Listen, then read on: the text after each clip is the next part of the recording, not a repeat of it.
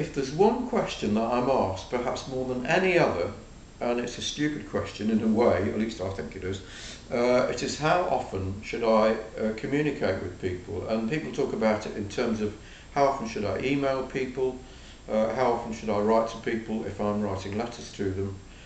And the answer is, as usual in life, it depends. And what does it depend upon? It depends upon what you're trying to do.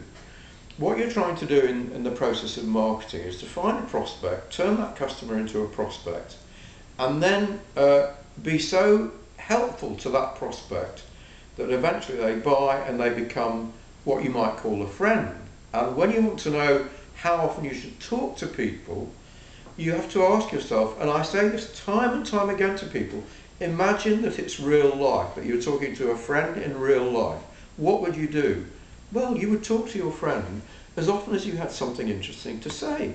I might think of 2 things to say to you today. I might write to you twice today. I might not want to say anything to you for another week.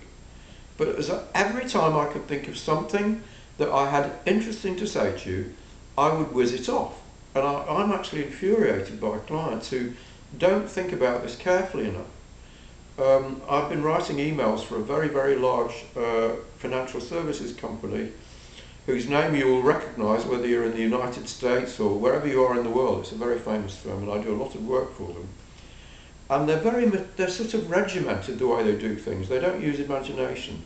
You've got to use your imagination. Ask what the person you're talking to would like to hear from you and then tell them. Give them what they want. That's what marketing's all about. That's what business is all about. That's what success is all about. Giving people what they want in terms of communications, in terms of products, in terms of everything. You're supplying a service.